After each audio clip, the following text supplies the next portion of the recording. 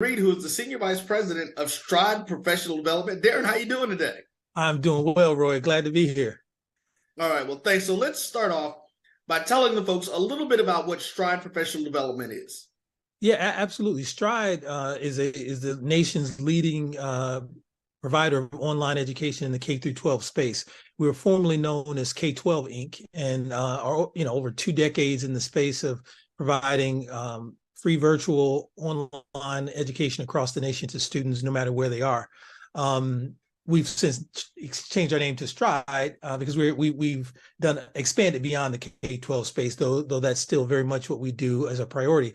What we've also done with the Stride Professional Development Center is we've leveraged some of our expertise over the past 2+ decades of supporting schools and students and educators, teachers, principals, and we are trying to innovate, the way professional development happens for educators, and that we're doing that through the Stride Professional Development Center. Gone are the days where it's face-to-face only PD. It's episodic professional development. It's professional development that's not necessarily relevant to what teachers and educators need right away. So the Professional Development Center is designed to solve that challenge with some unique, innovative ways of delivering content.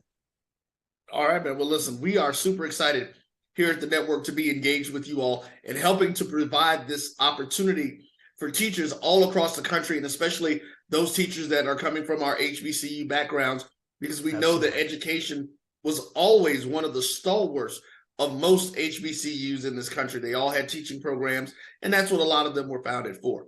So there, let's talk a little bit about those special programs that you guys have for the teacher. Yeah, absolutely. And I think, Roy, you hit on the very important point. Right now in our country, we're facing probably one of the greatest challenges, of our teaching corps that we have in many, many years. And that's around this teacher shortage. A lot of teachers are exiting the profession.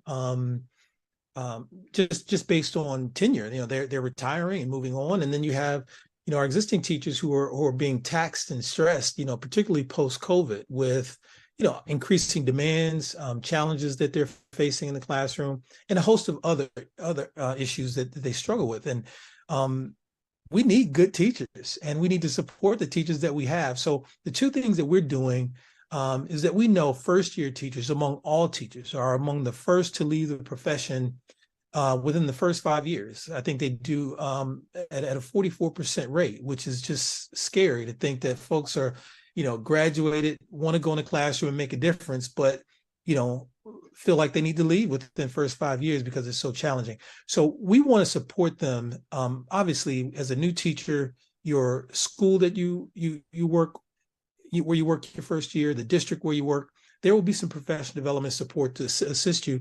But we want to go a step further. We want to help every teacher in the country get off to a strong start to their first year and have some stick-to-itiveness, to help them get through that first year. So we're offering a year free access to the Stride Professional Development Center.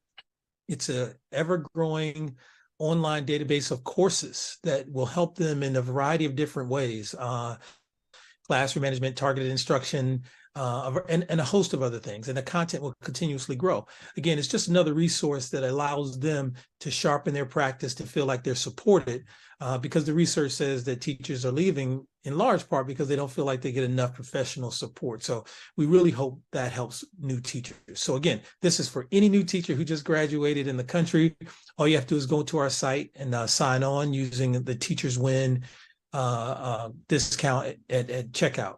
Also, we have another campaign where during Teacher Appreciation Week, we gifted all teachers in the country, no matter where you are, 6 months free Professional Development Center access.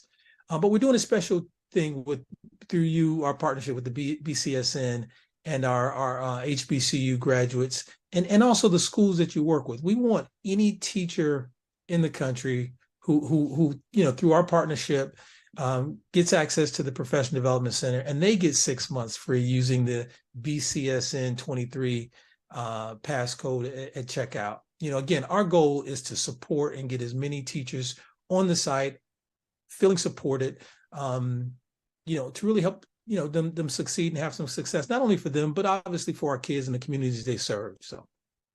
Most definitely. And Darren, listen, we are super excited again to be a part of this. My mother was a teacher. My aunt was a teacher. I have My best friend is a teacher. Absolutely. So we understand. I've worked in the school system for years, so I understand the resources that are needed. I understand why a lot of these teachers do take the time and they sit there, and after going through college, they're like, you know what, let's do something different. Yeah. So we're happy to be a part of this to help you guys change that. So ladies and gentlemen, here's all you guys need to do.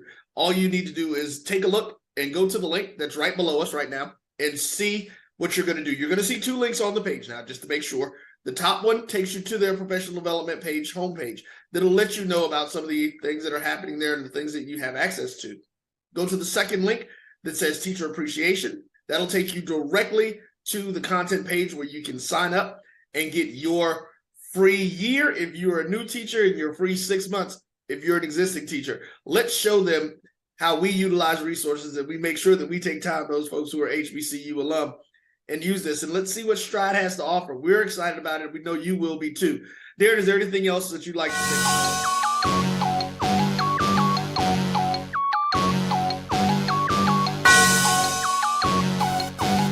Yeah. I love my HBCU. And boy, I love it, love it. I love it, love it. I love my HBCU. And man, I hope my team they won. Yeah. I hope my team they won. Yeah. Man, I hope my team they won. I hope my team they won. Yeah. I tune into the HBCU Sports Lab to see if my team won or lost. If they lost, I'm quiet as a mouse. But if they won, keep tab. I'ma do the dab, yeah. Dr. Cavil, he know what he be talking about.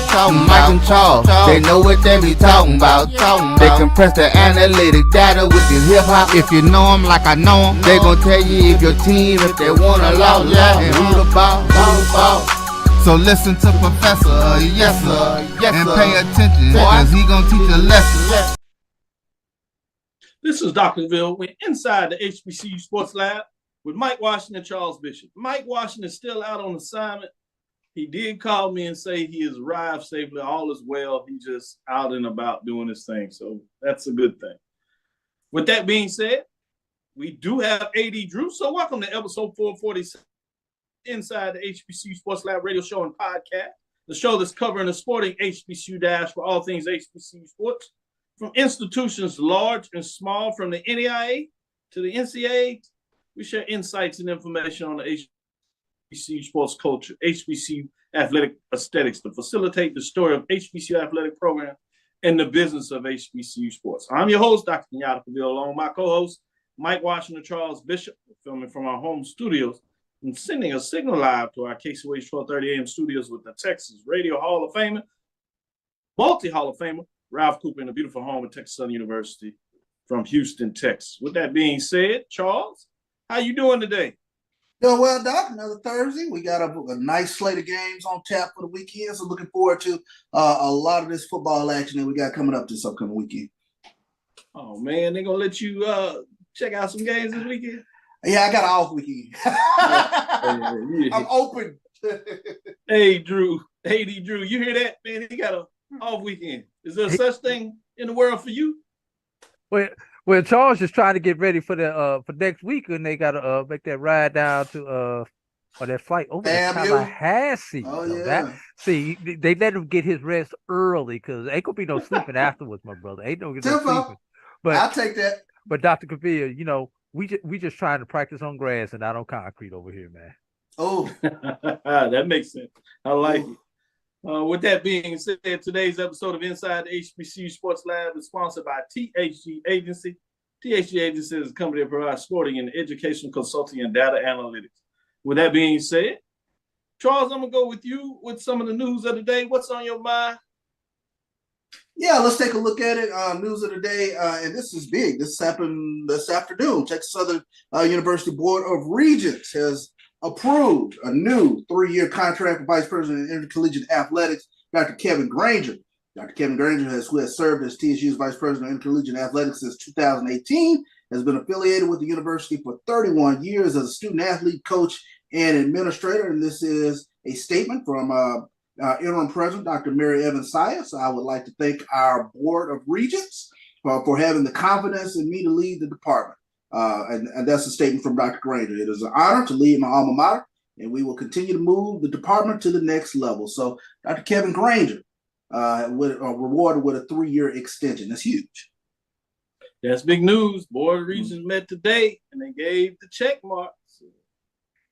3-year extension. I think he currently has a couple of years left on the deal, so they extends him out 4 or 5 years. It's significant as he continues to build the program, and it certainly shows that they have support into him. So you're right. Kudos to Dr. Kevin Granger for getting his extension at Texas Southern University, as he said, his alma mater. With that being said, AD Drew, I'm gonna go to you. What's on your mind? Let's talk Tennessee State, Dr. Cavil. And Tennessee State has agreed to some games, some of them making them some money. Let's see. They have a game with a SWAC opponent and a home with a BAC school. And a lot of that was due to the fact that they lost the game with Kennesaw State, who gave them a $100K buyout for not being able to play the game next year. As you know, Kennesaw State is making the transition to FBS next year, so they probably needed that week on the schedule. Anyway, let's stay with the HBCU portion of this. TSU is playing Mississippi Valley State next year, and that will be, I believe, part of the John Merritt Classic. And that $100,000 that they got from Kennesaw State will pass through the Tennessee State bank account and wind up down in Itabena, because that is the amount that they're paying Valley to come play in the Classic. So I like to see everybody helping each other out with that. And they have also agreed to a home series with the Howard Bison, traveling to DC in 2024. And the 2025 game will be at Nissan Stadium. Although I'm still a fan of Hill Stadium, but it is what it is when it comes to those venues over there in Nashville. Thank you, A.D. Drew. Great point when you talked about the payment that was made to Tennessee State from Kennesaw State and how that happened to be the same amount that's agreed upon from Valley. Valley got a pretty good amount for a one-way trip. It's not bad there. With that being said, with that going on, let me go back to you, Charles, see if we can get some of these players of the week here for the people and celebrating what's going on in SWAC and SIAC, CIAA for that matter. No doubt. Let's take a look at SWAC volleyball weekly honors for this past week. The SWAC has named Gramblin's Zion Smith and Nia Ellis and Anna Calderon, along with Florida A&M's Yanni Sanford, for SWAC weekly volleyball honors for their impressive performances for this past week. We take a look at Zion Smith. She tallied 32 kills during Grambling State's matches versus Southern and Alcorn this past week. She tallied double-digit kills during both matches, while also chipping in 1 assist and 1 service ace during the 7 sets played. Defensive player of the week is Nia Ellis. Ellis recorded 39 digs during Grambling's matches versus Southern and Alcorn this past week. She tallied double-digit kills during both matches while contributing 18 assists. Setter of the week is Anna Calderon. She recorded 47 assists during Grambling's matches against Southern and Alcorn. She tallied double-digit assists during both matches while also contributing 1 kill and 2 aces. And the newcomer of the week is Yanni Sanford. She stepped up big for the Rattlers in the sweep of Bethune-Cookman with 10 kills and a hitting percentage of 42%. She also contributed 3 blocks and 1 dig. So those are your players of the week. Volleyball in the SWAC. Shout out to the volleyball players of the week for the SWAC getting it done. A.D. Drew, you got some players of the week that you're going to shout out this week?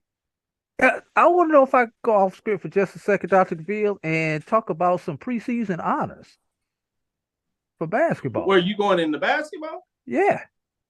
The weather has broken. You know, with homecoming season comes basketball season. It did break. Yeah. So I want to step into the SIAC and talk about the preseason men and women's all-conference team. Start on the men's side. Preseason player of the year, Malachi McCoy of Benedict College. The preseason defensive player of the year, Jamal Reynolds of Fort Valley State. Those two are on the preseason first team, joined along with Willie Jackson of Central State, Jalen Williams of Clark Atlanta, and Asante Price of Benedict College. On the second team, Stephen Lyles of Spring Hill, Brandon Smith of Benedict College, Micah Evans of Lemoyne Owen, DeAnthony Pennington of Tuskegee, and Taryn Wolford of Albany State. Quickly flipping over to the women's honors, Dr. Cavil. And on the women's side, preseason player of the year, Amaya Harris of Miles College, defensive player of the year, Amari Hurd of Savannah State. Those two are on the first team, also joined by Taylor Christmas of Benedict College, Nyla Allen of Savannah State, and Karina Evans of Clark Atlanta University. On the second team, Brittany Boland of Tuskegee University, Grayson Kerr of Kentucky State, Janiyah Ellis of Clark Atlanta, Destiny Jameson Whitfield of Allen, and Ariel McElroy of Tuskegee University. And those are the preseason men and women's SIAC all-conference players. Eddie Drew loves some love to HBCU basketball out of SIAC. Always good stuff. Charles, I don't know whether I get excited when I hear the basketball news or get concerned and sad when I hear the basketball news. Because that tells you that football is moving along and may be about halfway over. With that being said, Charles, any other honors you have for us this week? Yeah, let's take a look at the SIAC Players of the Week. The SIAC announced Football Players of the Week for Week 7 this past Wednesday, and Benedict's Aeneas Williams. Aeneas Dennis. He was named Offensive Player of the Week, while Edward Waters, Jaron Wilson earned Defensive Player of the Week. Also recognized with Central State's Jose Charis as Special Teams Player of the Week, and Edward Waters, Nathan Rembert, he took home a second title as a newcomer of the week. Let's take a look at Dennis, the quarterback from Austell. He delivered a standout performance for Benedict in their 48-6 win over Fort Valley this past week. Dennis threw for an impressive 324 yards, completed 16 of 25 passes and 1 touchdown, no interceptions. Also rushed for an additional touchdown. Game's highlight was a big 59 touchdown pass to Billy Pierre. So Aeneas Dennis, Offensive Player of the Week. Defensive Player of the Week from Edward Waters is Jaron Wilson. Standout performance of the week, Jaron Wilson played a pivotal role in the Edward Waters stunning 41-38 upset on the road against Tuskegee. He showcased his defensive prowess with an impressive stat line totaling 6 total tackles, including 2 crucial tackles for a loss, 2 sacks, and a game-changing forced fumble. Special Teams Player of the Week was Jose Charis from Central State. He tallied an impressive 176 yards on 6 punts, with his longest punt reaching 41 yards. In addition, he also showcased his versatility by completing 4 kickoffs, a massive 228 yards. So those were your players of the week in the SIAC. Good stuff. Good stuff. Eddie Drew, what direction you want to go in next in terms of some additional news of the day? Well, since we're talking players, let's go to the CIAA. And we know the CIAA pretty much gives out an award for every different position group. So I'll try to go through these as quickly as possible. Offensive Lineman of the Week, Justin Meade of Virginia Union. The Quarterback of the Week, Isaiah Freeman of Lincoln of Pennsylvania. The Lincoln of Pennsylvania, 4 wins. Oh, wow. Hard to believe that. The Receiver of the Week, kudos to Lincoln. You paused on that. We can give them a little love. They hadn't been streaking like this. Can they get to the winning season? It's going to be tough to close out the season, but the fact that they even have a chance is pretty big. So great point you're making there and talking about Lincoln with the 4 wins. Yeah. Jashawn Middleton, Winston-Salem State, is the Food Lion Receiver of the Week. The Food Lion Offensive Back of the Week. Everybody knows who it is, right? Virginia Union, Jada Byers. Yeah. Add that to the trophy case.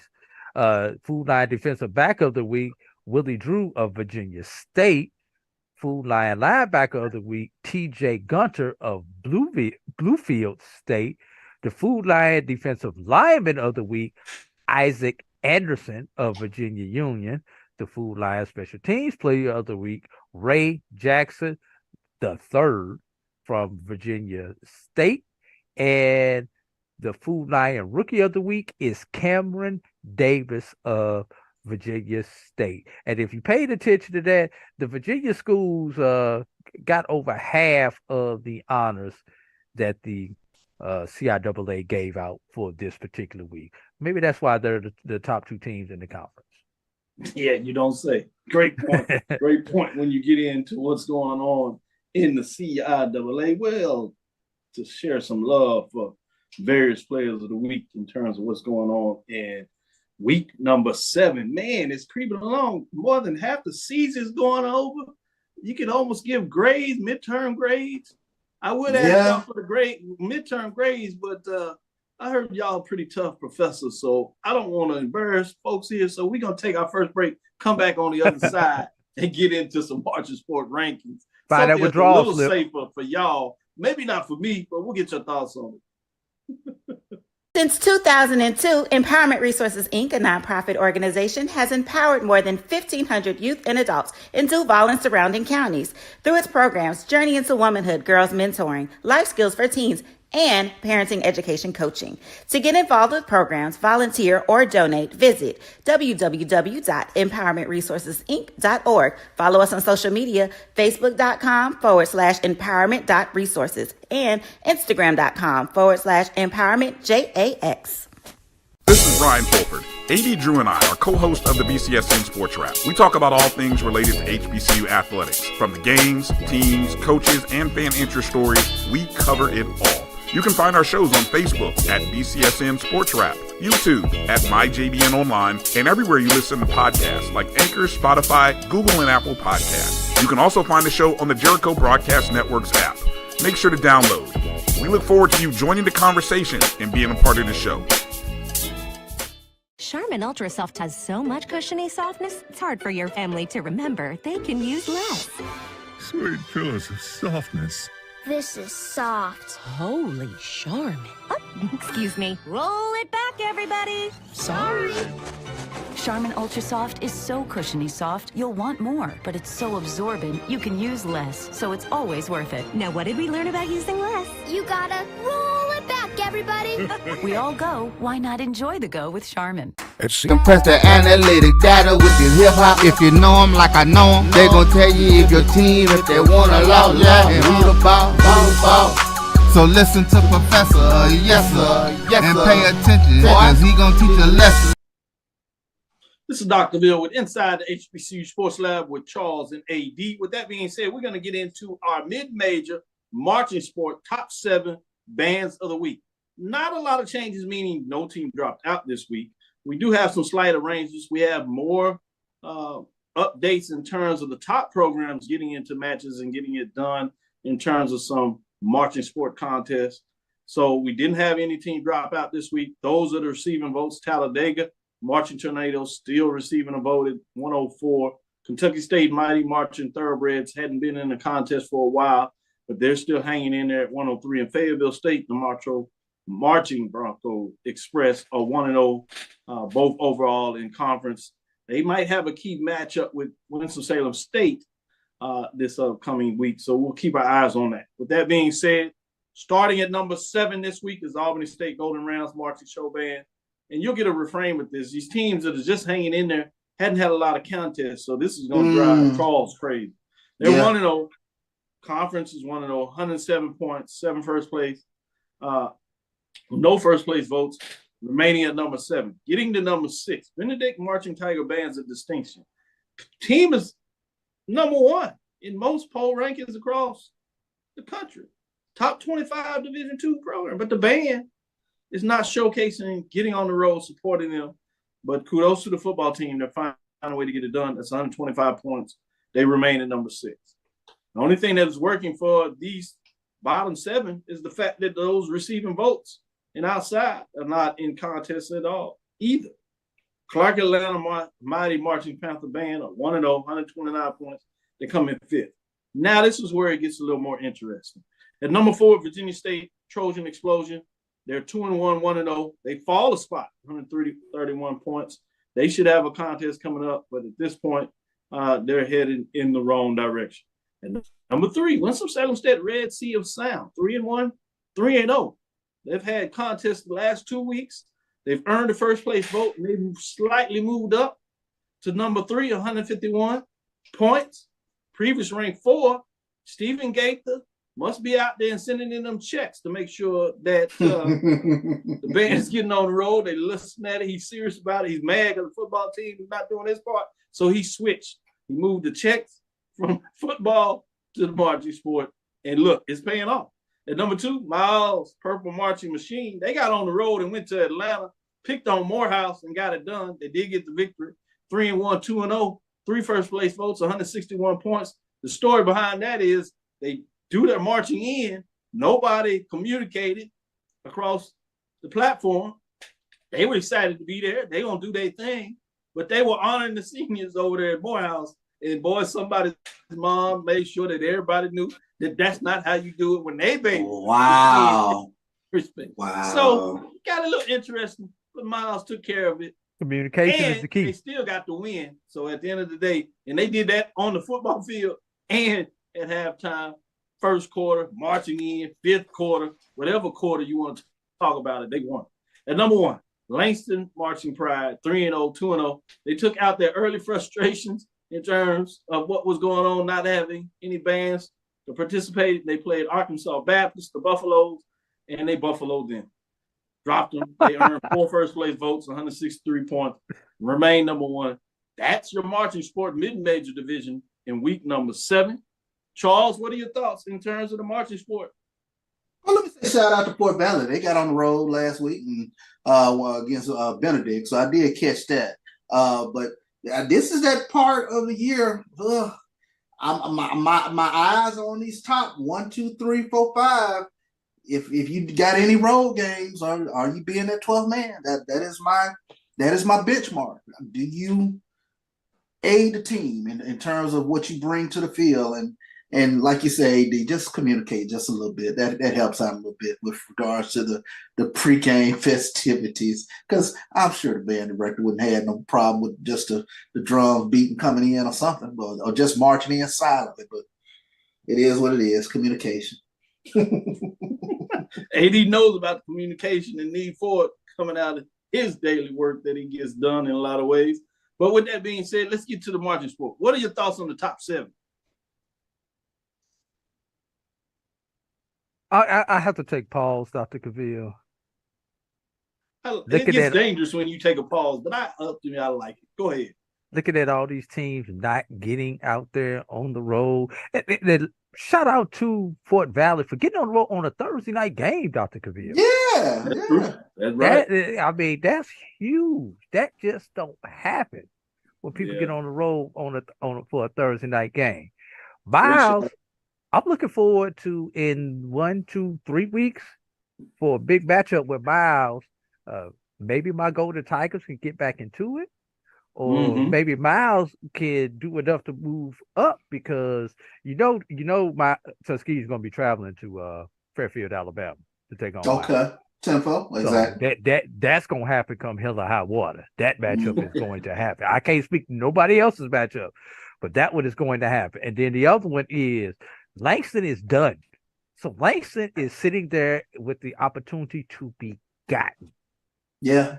Is somebody strong enough to get them? I think that's a very great point. And they have a slim margin in terms of leading only 4th place votes.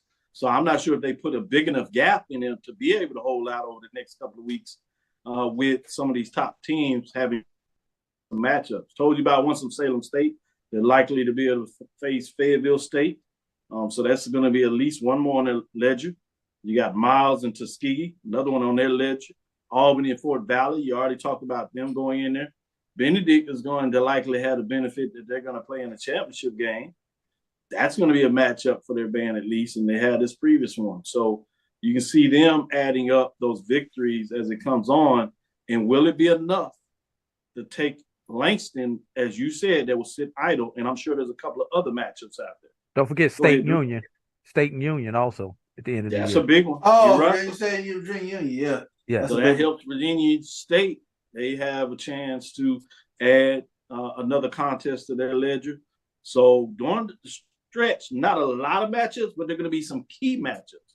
So great point, and I'm glad you pointed that out. With that being said, we're going to come back on the other side and get into some of these key matchups. And boy, do we have some big ones.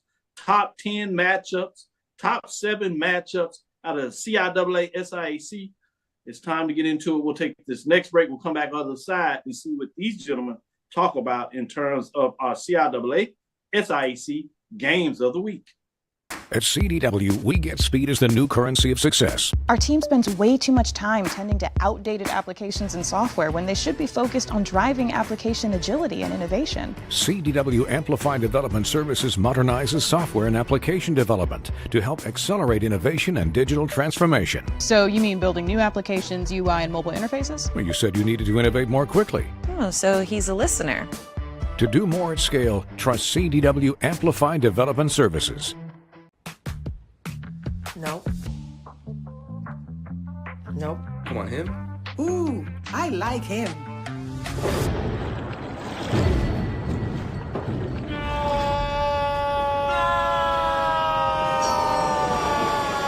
Quick, the quicker picker-upper. Bounty picks up messes quicker, and each sheet is 2 times more absorbent, so you can use less. He's an 8. He's a 9. Bounty, the quicker picker-upper. When you're looking for the latest information on Southern University sports, the Southwestern Athletic Conference, and HBCU athletics, there's only one place to go. Tune in to the Carlos Brown Show, exclusively on the Black College Sports Network. Press the analytic data with your hip hop. If you know them like I know them, they gon' tell you if your team, if they want a lot, and who the ball. So listen to Professor, yes sir, and pay attention, cause he gonna teach a lesson. This is Dr. Cavil inside the HBCU Sports Lab with the professors, Professor Bishop, Professor Drew. With that being said, we're gonna ask them to go into analytics, go into the data, and tell me what do they think of these matchups. And boy, do we have a good one. So y'all listen up close. With that being said, a couple of weeks ago, we had like 5 top 10. It's hard to top that. But in this case, we do have at the mid-major level, we have 2 top 10 matchups. One of them is a top 5. With that being said, Fayetteville, North Carolina, Luther, Nick Gerald Stadium, homecoming, CIAA style, Saturday, October the 21st at 1:00 p.m. We have number 8, Johnson C. Smith Golden Bulls. It has surprised many people this year. They come in with a 5-2 record overall, 4-1 in the conference race, and they're at number 6, Fayetteville State, the Broncos, which are overall 5-2 and 5-0, a clean record in the South. With that being said, it'll be fascinating. Fayetteville State has been able to get it done in the South, but it's a little murkier this year. They don't distance themselves out in a lot of ways, but you can't tell because of their record. Number 8 is on the road at number 6. Let me go to you, Charles. What are your thoughts in terms of what's going down in the South Division of the CIAA? This is going to be a good one.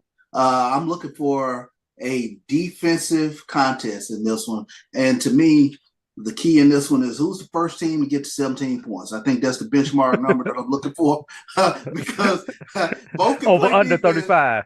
Yeah, both can play defense, but offensively, it's been a fight. I think Fayetteville State has only scored 26 points on the past couple of weeks. So, but homecoming, will the theme stay intact with some of these homecoming losses or not? So I'm going to go with Fayetteville State with their homecoming on this. So I'm going to go and say they will be the first to get to 17 points to get the W over Johnson C. So, Drew, that was 1:00 Central Time, so it's high noon in the East Coast, and they like to play things to get things started right at the early part of the day on the East Coast, if you would, and South Atlanta. A lot of folks think about it. Top 10 matchup. Excited about this. I know you do your homework at the Division II level, mainly out of the SIAC, but you got to keep your eyes on it because you don't know if this is going to be one of those matchups when we start looking at the CIAA, SIAC, who's the top, who's not. What are your thoughts again? The Golden Bulls on the road at the Broncos. Look, Dr. Cavil, you said surprised about what's going on at Johnson C. Smith. But if you paid attention to Coach Maurice Flowers, what he did when he was at Fort Valley, this is par for the course. Second year at an institution, that's when that institution makes that great leap. Same thing he did when he was at Fort Valley. They made that great leap. And they're doing it the same way. Strong running game, good defense. And Charles, you mentioned these defense number 2 and 3 in the conference. Yeah, in defense. So yeah, I expect that. Johnson C. Smith's offense is middle of the pack, where Fayetteville State's offense is in the bottom third of the CIAA. Here's the but, y'all. We talking Fayetteville State in the South. For the last 5 years, you would have lost your house, your car, your mortgage, and your woman if you betted against Fayetteville State winning the South. So until somebody proves me that they could beat Fayetteville State and keep them out of that CIAA championship game, I have to roll with the Broncos once again. Yeah. I like that. Good analysis by both of y'all. Let's go into the SIAC. This one is a top 5 matchups. It seems like we say that just about every week in the SIAC. That's because it talk is. about these top programs. It's just that kind of life going on down there. Obviously, a lot of people are focused on Benedict as they deserve to be focused on, but when you get right under that, there's still a lot of good football being played. AD Drew told us early, coming in the season, keep your eyes on Allen. Everybody just kind of looked at Drew and be like, oh, well, Allen, what are you talking about? Then a couple of weeks were played, and folks was like, oh, the Yellow Jackets. Okay, well, check this out. Allen Yellow Jackets are up to number 3 as they travel to Fairfield, Alabama, Sloan Alumni Stadium. It's Miles College homecoming. If you're from Alabama, you know they do it right just outside of Birmingham there. But can the Allen Yellow Jackets come in to be the spoilers? They were spoilers last week. They got on the road and got it done. They are 6-1 overall in the season, 4-1 right in the thick of the race. On the road at number 5, Miles Golden Bears, who are 5-2 and 4-1 in their own right in the thick of things. AD Drew, sticking with you. What are your thoughts in terms of SIAC with this top 5 matchup? Doc, they kicking this game off at, I believe, like 5 or 6 o'clock local time. And the reason that they're doing that, because they want to make sure that it's dark enough for everybody to see the fireworks. Because that's what I'm going to expect out of this game. Dr. Cavil, number 2 in the SIAC in offense, Miles, 33 points a game. Number 4 in the offense, Allen, 31 points a game. That's only 2 points a game, Dr. Cavil, separating spots number 2 and number 4 on offense.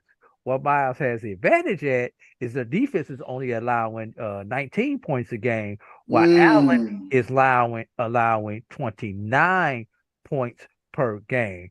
But if you want to talk about yardage, Dr. Cavil, both these teams are averaging 425 yards or more of offense.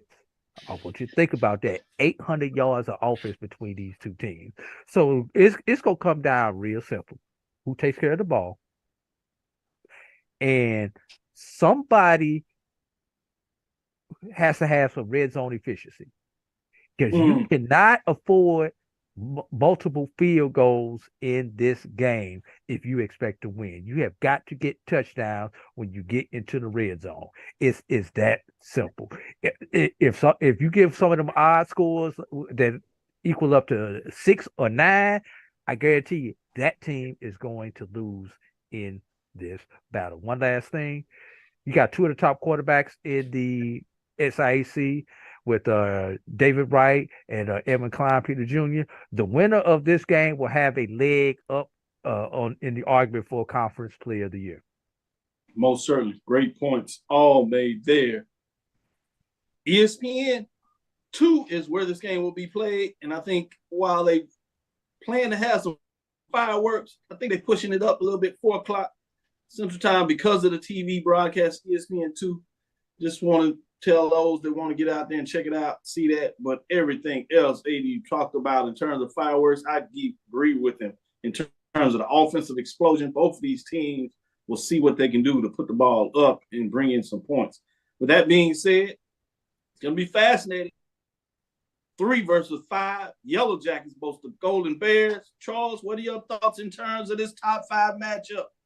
I think the stat that you pointed out, AD, was the one that I really picked up on, and that was the fact that Miles' defense 19 points per game versus Allen's defense 29 points per game. But like you said, both offensively is the two of the better quarterbacks in the league. But it brings up an interesting question.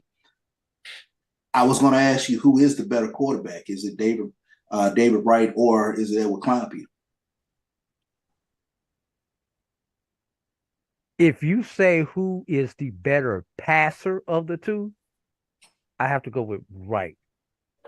I think Kleinpeter is the better dual threat of the two.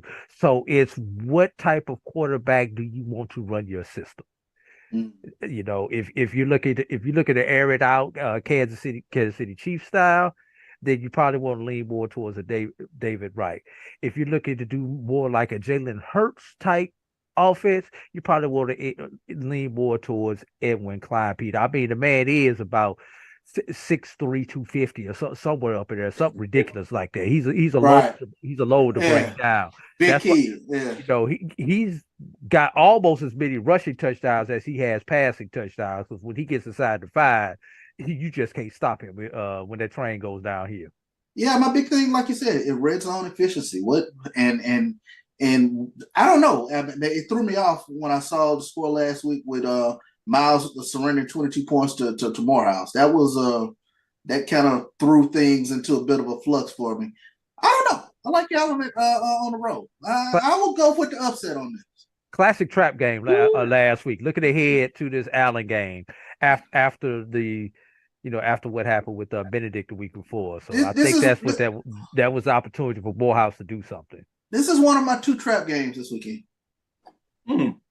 Would not surprise me, but with that being said, I do have one correction there. This game is not on the 4-letter network. It's on this 4-letter network, BCSN, and Mo Carter will have the call. So make sure you tune in for the Black College Sports Network to check out our top 5 matchup. Number 3, Allen Yellow Jackets at number 5, Miles Golden Bears. That's Dr. Cavill's inside the HBCU Sports Lab top 7 matchup, just so you know who's giving you these rankings and where to keep your eyes spinning as we continue to get it done. With that being said, we're going to turn it around. We're going to go into the major division of the marching sport, tell you what took place. We had some key matchups on that side, so some changes in the poll rankings.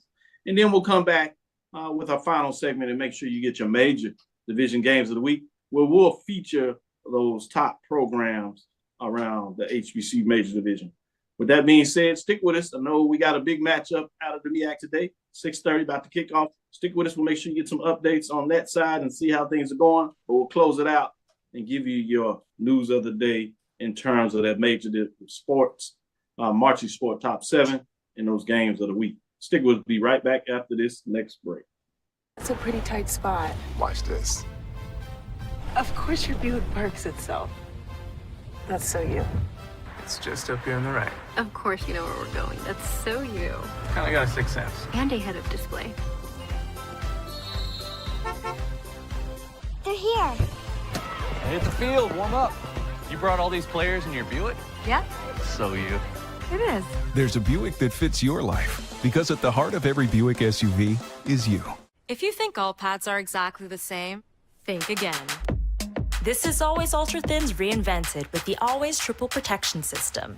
This pad wicks gushes 90% faster, absorbs even more so you can feel dry, and locks odors in.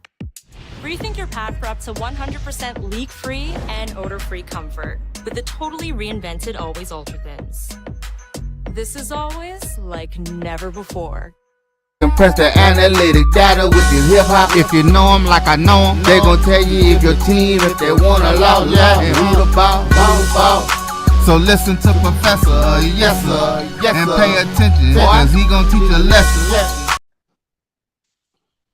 This is Dr. Cavill's inside the HBCU Sports Lab, back for the major division marching sports. Some changes here, and we're gonna jump right into it. Nobody dropped out this week. Some teams on the outside. Howard, the Showtime Marching Band, North Carolina A&T, the Blue and Gold Marching Machine. They do have that matchup with Hampton, so it'll be interesting to see what they can do with that. Yeah, Florida A&M, the Marching 100. We're still talking about them getting on the road. They look like they might get that bonus game of hosting the SWAC championship game. We'll see what that looks like. That will probably benefit them going down the stretch. But at this point, they're on the outside looking in. Let's jump right into it at number 7.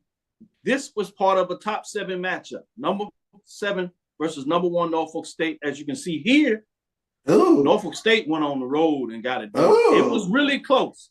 So that's why Tennessee State, the Aristocrat of Bands, did not drop out, but they had the L. 2-1 on the season. The first L of the season was at homecoming at home. And boy, was it a great contest in terms of what's going on then.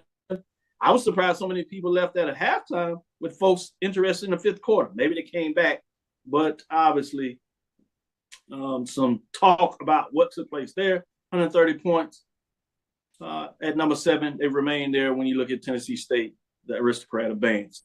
Let's move on to number 7. At number 6. Number 6, the Bethune-Cookman Wildcats, the Marching Wildcats.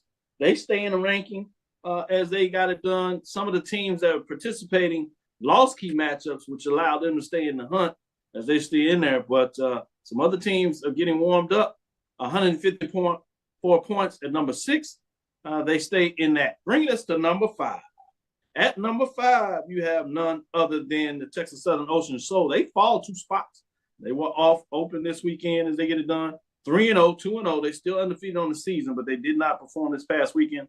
158 points. They didn't hit the road, long trip to Daytona to follow the team out there, so they do drop 2 spots. Bringing us to number 4, Mississippi Valley State, the Mean Green Machine, Marching Machine. It's undefeated. They're 4-0, 1-0 in terms of the conference race. Pine Bluff came down there. Great matchup between what looked at there, but not only did the Delta Devils put a whooping on the Golden Lions, did it at halftime as well in terms of marching in. But it was a good contest, close in a lot of ways, but the Mean Green Marching Machine got it done. They move up a spot to number 4, 168 points. Bringing us to number 3, Jackson State, the Sonic Boom of the South, 4-1, 3-0. They have classic matchups with Alabama State. The Hornets there came in there for homecoming. While they got the football game, they did not get the Battle of the Bands. But it was a great contest, a lot of action, a lot of good music was had, and a lot of folks were entertained. But Jackson State is able to move up a spot based on their victory at 186 points. Bring us to number 2, the Southern Human Jukebox, 4-0, 2-0. Did not have a contest. They're at number 2.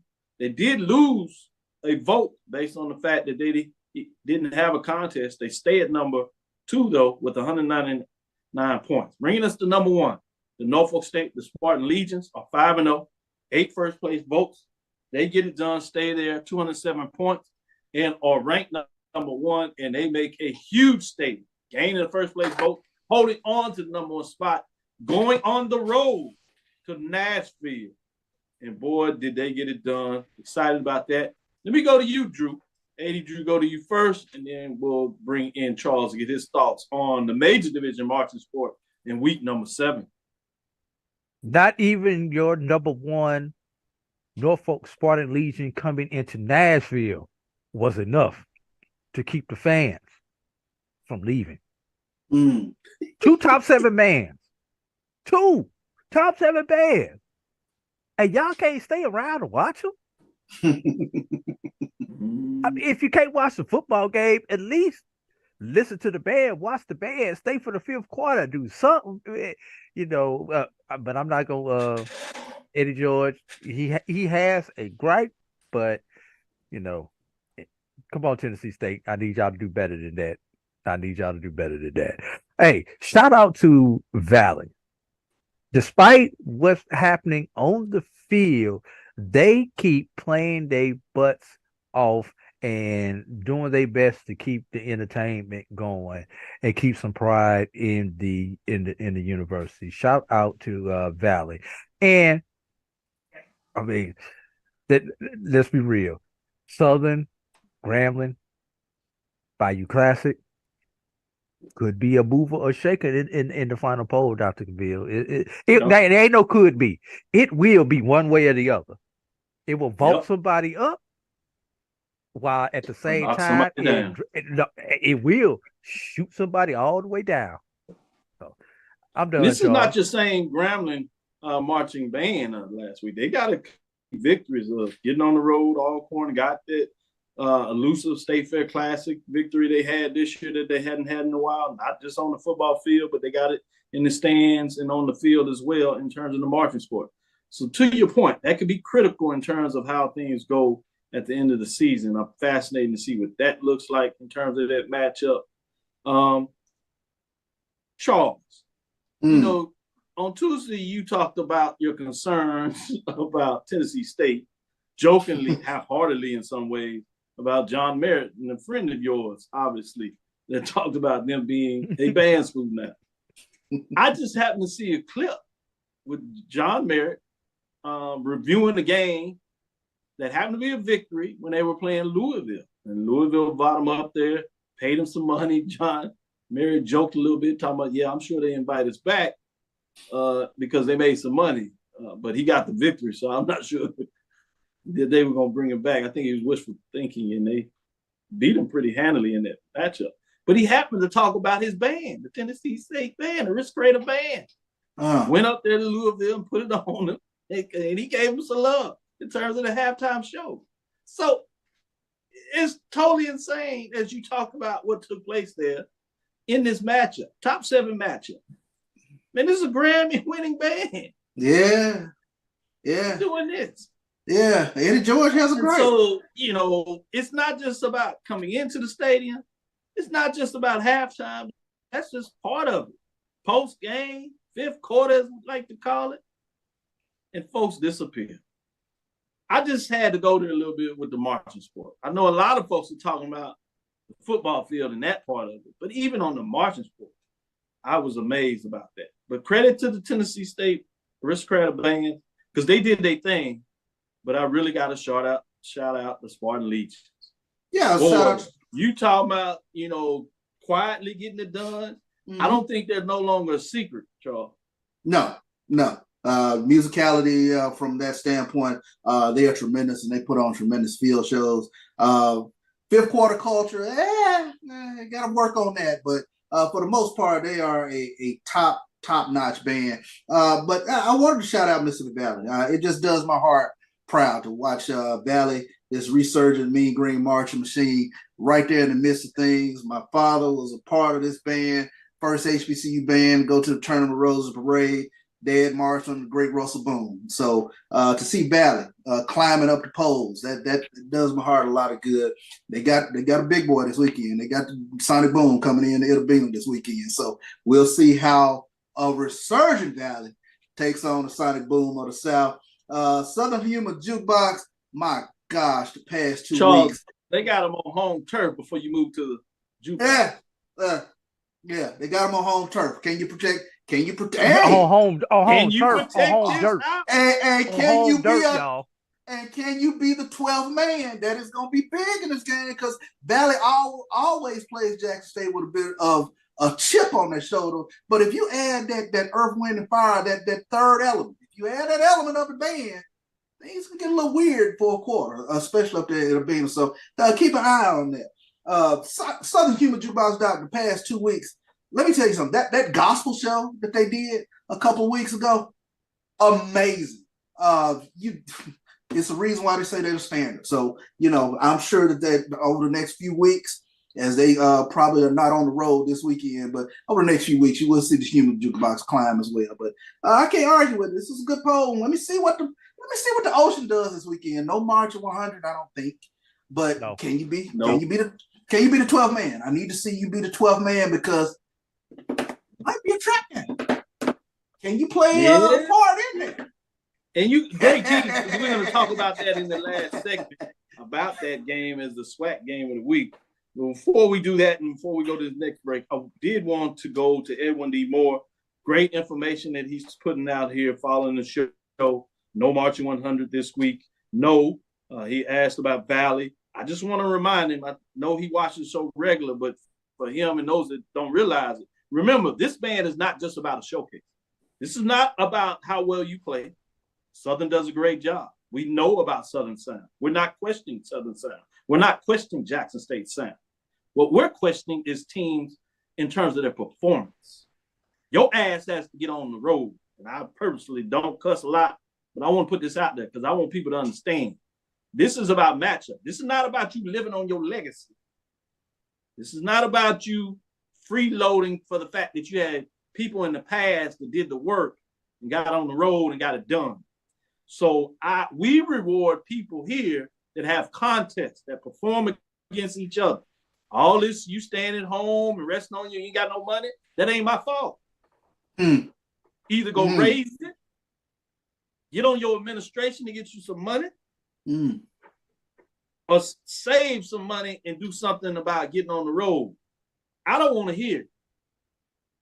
This is not, again, about you being able to blow your horn real loud and you got a large following of band members and folks that support you and love you and vote and push a button in some poll talking about how great you are and stroking your head. This is about you out there putting in work against other bands and contests and getting it done. It's also about you supporting your team in terms of a contest in regards to making sure that you understand you don't play when your quarterback is under center. We're watching all these things. So if you think you're going to showcase and stick out your little chest because you can blow a horn real deep and have great sound, we'll clap for you, but you're going to earn this L and you're not going to be in this poll. And if you are on the poll, you're going to drop. It is what it is. We'll be right back after this break and get back on the other side of this in terms of some key matchups in the MEAC and the SWAC. Stick with us. We'll be right back.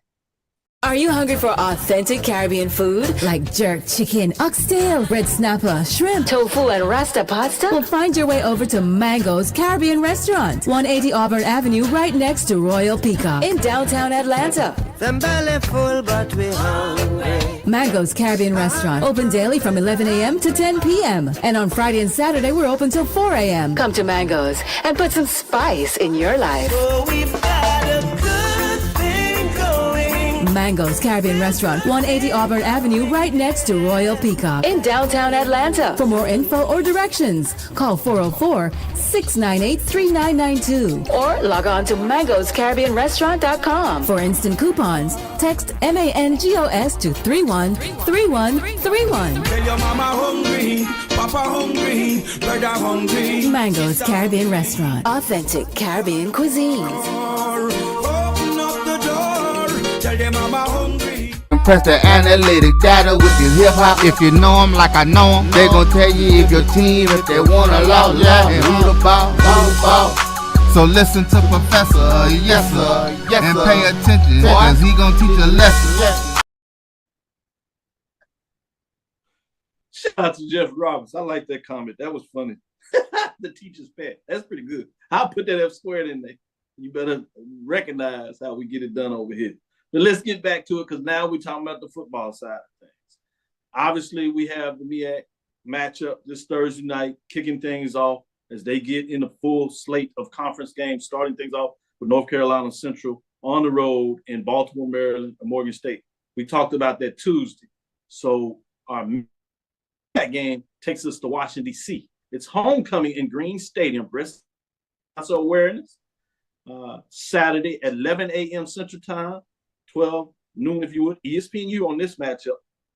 If I had to look at my strength of schedules, these two teams would be in the top 15.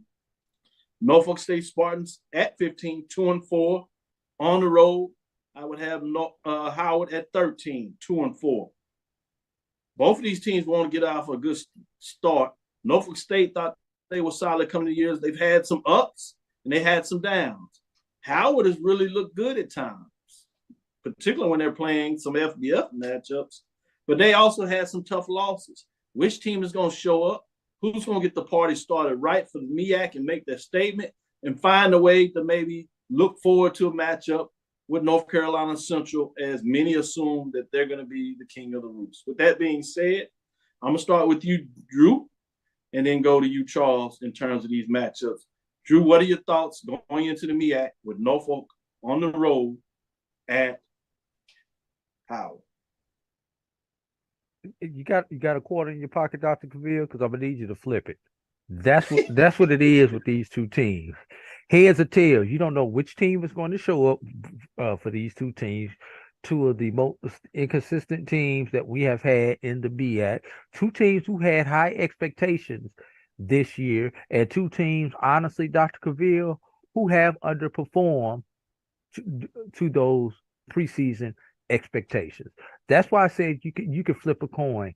This can be a classic game, or this could be competitive garbage, Dr. Cavil. You don't know what's going to happen this upcoming Saturday. I am going to lean on the home team for the simple fact that they are at home. But it would not shock me at all if the green and gold defeat the Bison. Good stuff. Good comments. Agree with you all around in a lot of ways. But I want to hear also what Charles has to say about this matchup between the Spartans and Bison. Bison says they want to take the next step. Remember, they did have a co-championship last year. They shared it with North Carolina Central, as they had one loss. Their loss was to the Eagles, so the Eagles represented in the MEAC. Mm-hmm. With that being said, what are your thoughts in terms of this matchup between the Spartans and the Bison? This one is the toughest one to pick for the weekend for me because, like you said, they've had ups and they've had downs. I think Otto Kuhns was MEAC Player of the Week, and he was 10 of 27 last week, 127 yards. And that just doesn't do it for them offensively. And like you said, AB, if for nothing more is Howard's homecoming, I have to go with the home team in this. I think they're a little stronger team, by the way. I think they can really run the ball. I do too. Yeah.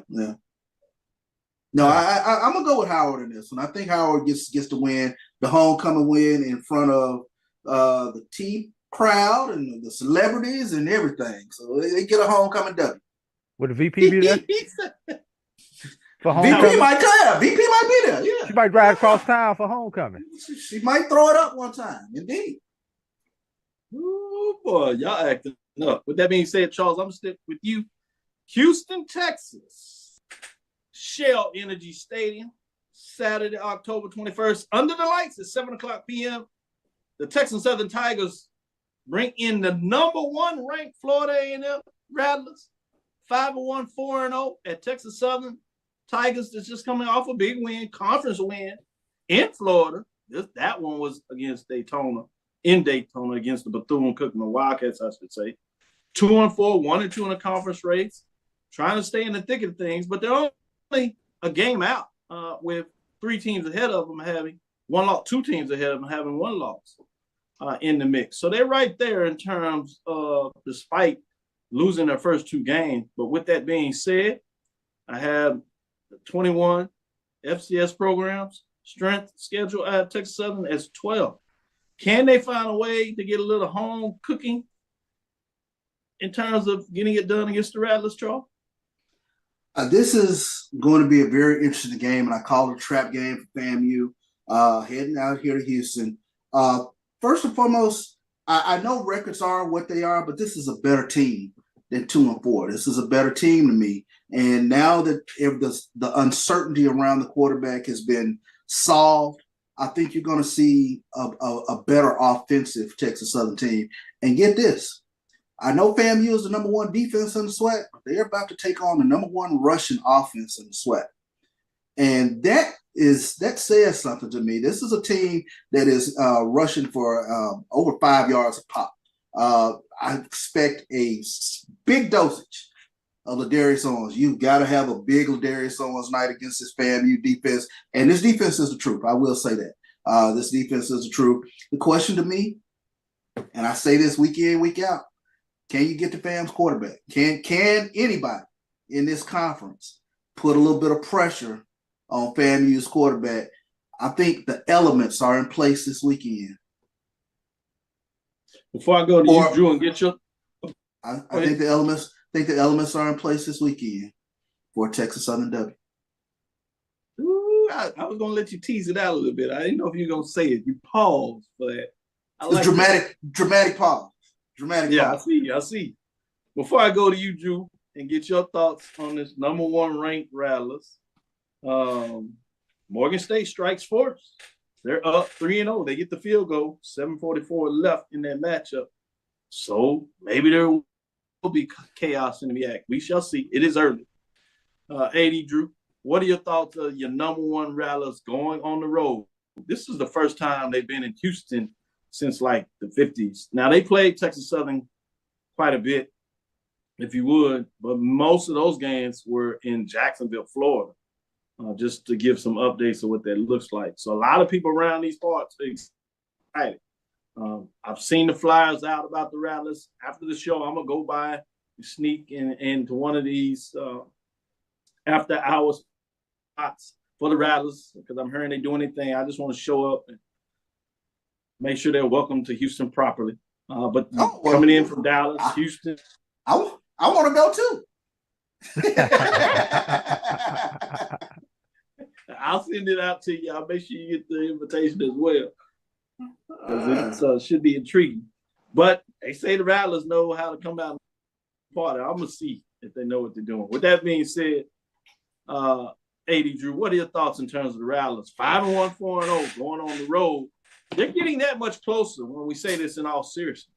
They're just 4-0, but they have Jackson State that suffered a tough loss at home against Alabama State, giving them 2 losses. They have the head-to-head matchup, so that's essentially a 3-game lead against them. They have Alabama State that had a big win this past weekend with that, but they still also have 2 losses, and they had a head-to-head matchup. So that's essentially a 3-game lead there. Alabama A&M snuck around and got a big win on the road. They have 2 losses, but they do have on the schedule. So the question in a lot of ways, will that game even matter getting up there because we have 2 weeks, depending on what that looks like. So we'll keep you updated, but the countdown is right there in terms of the Rattlers locking it up. Many people are already booking in return to the Celebration Bowl. Other ones are booking certainly at least in Tallahassee for the SWAC championship game because you got to believe that they're going to host it based on what's taking place in the West. But this is the first indication of one of those West teams you play that may have a chance for a rematch. What are your thoughts in terms of this matchup here? You cannot have chaos at the BAC, Dr. Cavil. It's called BACish. It is not called chaos. It's called BACish. Let's start off with that. Number 2. Great point.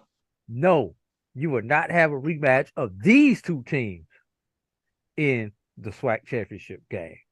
There may be a rematch, but it won't be FAMU and Texas Southern. I'll go ahead and put that with the bid. Just like I called Allen back in July, I'm calling this one now October 19th. Gotcha. There's only 2 left, Southern and Prairie View, but we'll let you pause on it. We won't make you I'm not gonna tip my hand on this. Here's what scares me, Dr. Cavil, with this lead that FAMU has over the rest of the SWAC East. MEAC 2018. Oh my God! No! Yes, that's what scares me as a Rattler fan. We were in a similar position at that point in time, and we laid the egg for the remainder of the season. Have faith. I will have faith when it is sewn up. Because see, this is what could happen. Alabama A&M defeats Alabama State in the Magic City Classic. That means no matter what happens these next 2 weeks, even if FAMU wins out, the Alabama State FAMU game the first week in November becomes the pseudo game for the East, because if Alabama A&M could beat FAMU, that puts them 1 game behind FAMU, with FAMU having to go and play Bethune-Cookman in the Florida Classic. And you can't tell anybody in orange and green you not concerned whenever we go down to Orlando to play Bethune-Cookman. So that is why I will not count this thing until it's done. Yes, we are in a great position. We have been there before. We have underperformed in the past. I hope Willie don't Willie on this one, but we are trying to get this thing done. We just try to go 1-0 for the week. We going 1-0 for the week, and when it's done, Chuck. It's a 3-game lead. Come on, it's a 3-game lead. Chuck. Have faith. Chuck. No, I will have faith when it is delivered. Hey man, it's like Chuck. It's like I have more faith than the Rattlers. I booked my tickets to Tallahassee, and it wasn't for homecoming. I canceled those because I didn't like what I see with the Panthers.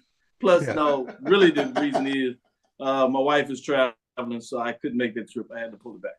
But I rebooked it for December. That's where it's going down. We will be there. Charles and I, we will be there. We'll cover. We do what we do. We don't miss championship game. Hey, fellas.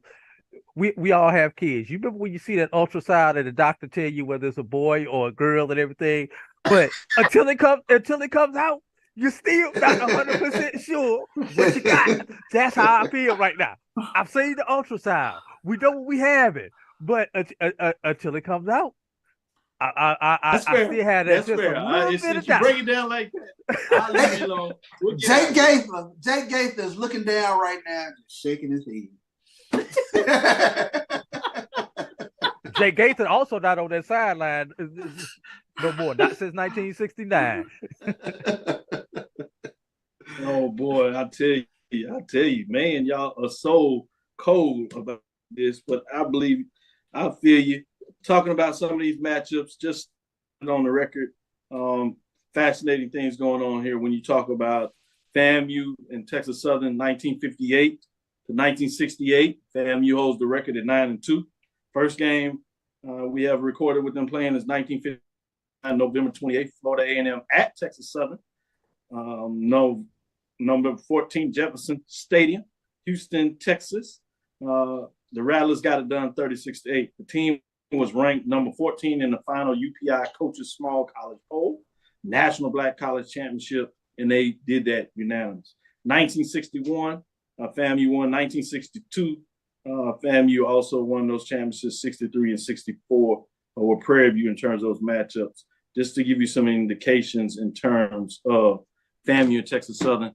This year, FAMU comes to Prairie View, and we'll give you some updates in terms of what that looks like, as they had played for some Black College championships in those two rivalries back in the day. You talking about really digging into the history books. We'll show up and show out a little bit about that. With that being said, we're going to close it out. Thank you for listening to Inside the HBCU Sports Lab. Make sure you share our podcast with your friends and colleagues. I am Dr. Kenyatta, Cavil, the Dean of HBCU Sports, coming from inside the lab in the College of HBCU Sports with Mike Washington, Charles Bishop, and A.D. Drew. Again, we want to thank you for listening to Dr. Bill's Inside the HBCU Sports Lab with Mike Washington, Charles Bishop every Tuesday and Thursday at 6 o'clock. Check us out on Sunday at 9 a.m. Central Standard Time as we give you the latest and greatest of what took place that Saturday as well as Thursday. Follow me, Dr. Kenyatta Cavil, Twitter, Facebook, and Instagram. That's DrKenyatta Cavil. Inside the HBCU Sports Lab 1 on Twitter. Facebook and YouTube is also Inside the HBCU Sports Lab. Dream big. Continue to move forward. We'll talk with you soon. Charles? Of course. A.D. Drew? Lecture. Update here. 1:43 left in the first quarter. Morgan State is up 3-0. Reviewing what would be a catch or non-catch. All hit the ground. So we're seeing what they call it. With that being said, early on, but the Bears at home are getting it done. 3-0. We'll see. We'll certainly have the report for you one way or the other. With that being said, dismiss.